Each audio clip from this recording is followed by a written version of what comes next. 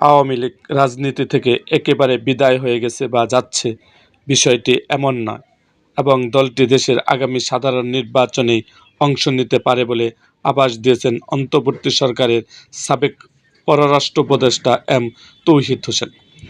যমুনা টেলিভিশনকে দেওয়া একটি বিশেষ সাক্ষাৎকারে তিনি এই মন্তব্য করেন। দেশের মানুষের স্মৃতিশক্তি খুব একটা দীর্ঘ নয় উল্লেখ করে তিনি জানান, আওয়ামী লীগ আবারও রাজনীতিতে ফিরে আসবে বলেই তার অনুমান।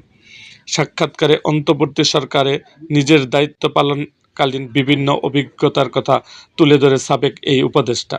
তিনি জানান, দায়িত্ব থাকাকালীন সময়ে অন্তত ৩ বার তিনি পদত্যাগের সিদ্ধান্ত নিয়েছিলেন। তবে সরকারের পক্ষ থেকে তাকে জানানো হয়েছিল যে এই মুহূর্তে তার সরে দাঁড়ানো অন্তর্বর্তীকালীন সরকারের জন্য একটি বড় ধরনের বিব্রতকর পরিস্থিতি তৈরি করবে।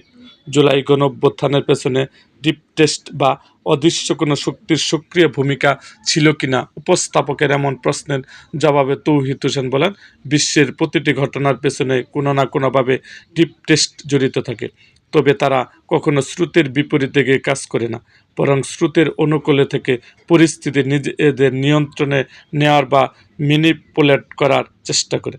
সাক্ষাৎকারে সরকারের ভেতরে কিচেন ক্যাবিনেট বা প্রভাবশালীদের একটি গোপন বলয় সক্রিয় থাকার বিষয়ে কথা বলেন সাবেক এই উপদেষ্টা। তিনি জানান, কোনো একটি বিশেষ উপলক্ষে যমুনাতে আয়োজিত কিচেন ক্যাবিনেটের একটি বৈঠকে তাকে অংশ নিতে হয়েছিল। পরবর্তীতে তিনি জানতে পারেন যে এই বিশেষ গ্রুপটি প্রতি মঙ্গলবার নিয়মিত বৈঠকে বসতেন এবং সরকারের বিভিন্ন সিদ্ধান্ত নিতেন। পর্দার আড়ালে থেকে সিদ্ধান্ত নেওয়ার জন্য যে এমন একটি গ্রুপ সক্রিয় রয়েছে তা তিনি বিভিন্ন গুঞ্জন তার কানেও আসত বলেও তিনি উল্লেখ করেন। ভোটের মাত্র ৩ দিন আগে যুক্তরাষ্ট্রের সঙ্গে অন্তর্বর্তী সরকারের বহুল আলোচিত বাণিজ্য চুক্তি স্বাক্ষরের বিষয়েও কথা বলেন তৌহিদ হোসেন। তিনি স্পষ্ট জানান, এই চুক্তির প্রক্রিয়ার সঙ্গে পররাষ্ট্রমন্ত্রী বা পররাষ্ট্র মন্ত্রণালয়ের বিদ্যমান কোনো সম্পৃক্ততা ছিল না। পুরো বিষয়টি বাণিজ্য মন্ত্রণালয় এবং জাতীয় নিরাপত্তা উপদেষ্টা দেখভাল করেছিল। এর পেছনে হয়তো বিশেষ কোনো কারণ বা বাধ্যবাধকতা ছিল বলেই এই পদক্ষেপ নিতে হয়েছিল। তবে কোনো নিরুপায় পরিস্থিতি না থাকলে এই চুক্তি স্বাক্ষরের বিষয়টি পরবর্তী নির্বাচিত সরকারের উপর ছেড়ে দেওয়াটাই সবচেয়ে যুক্তিযুক্ত হতো বলে তিনি মনে করেন।